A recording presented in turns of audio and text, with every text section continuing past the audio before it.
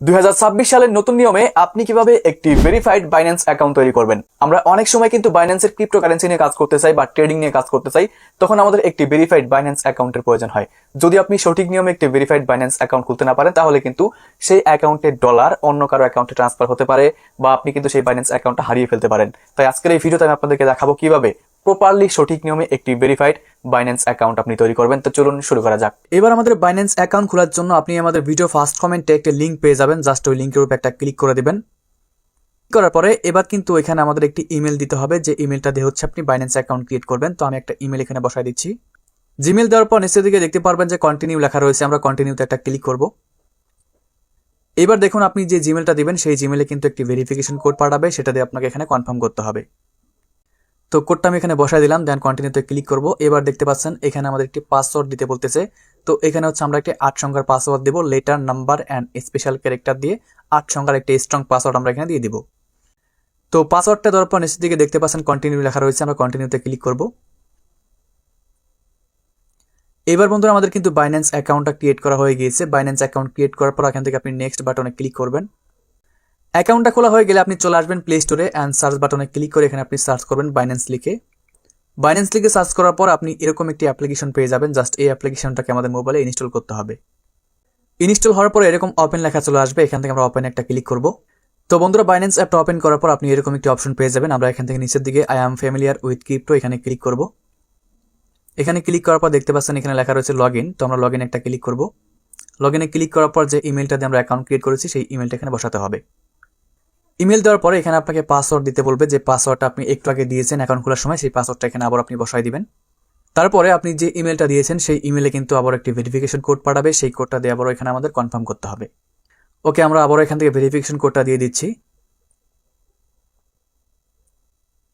এবার দেখুন বন্ধুরা আমাদের অ্যাকাউন্টটা ক্রিয়েট হওয়ার পরে অ্যাকাউন্টটা ভেরিফিকেশন করতে হবে। ভেরিফাই না করলে কিন্তু আপনি অ্যাকাউন্টটা ব্যবহার করতে পারবেন না, কোনো লেনদেন করতে পারবেন না। সো উপরের দিকে দেখতে পাচ্ছেন দুইটাই বাংলাদেশ কান্ট্রি রয়েছে, এই দুইটাই বাংলাদেশ থাকবে।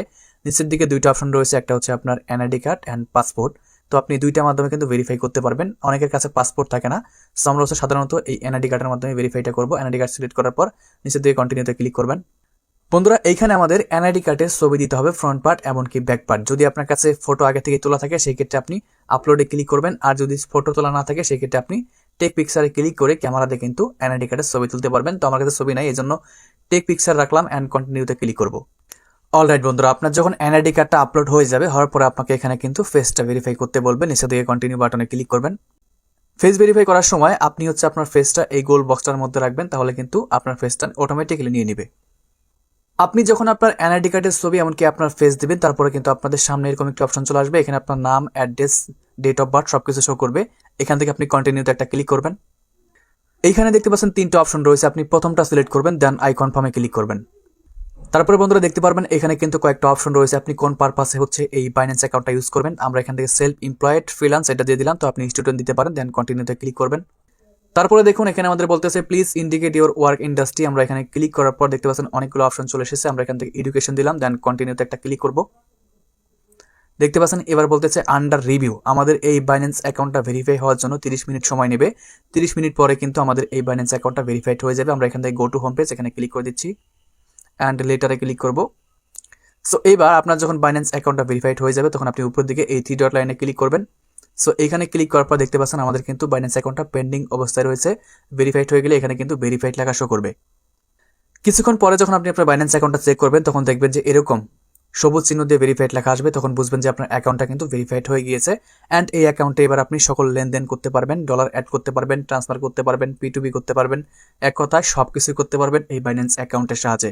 তো বন্ধুরা এভাবেই আপনি খুব সহজে আপনার মোবাইল ফোনের মাধ্যমে একটি বাইন্যান্স অ্যাকাউন্ট তৈরি করতে পারবেন অ্যান্ড সেই বাইন্যান্স অ্যাকাউন্ট আপনি আপনার মোবাইলে ব্যবহার করতে পারবেন। সো এই ছিল আমাদের আজকের ভিডিও। দেখা হচ্ছে পরবর্তী ভিডিওতে। ভালো থাকবেন, সুস্থ থাকবেন, আল্লাহ হাফেজ। যারা অনলাইনে কাজ করতে চান, যারা অনলাইনে কাজ করতে চান, যারা অনলাইনে কাজ করতে চান,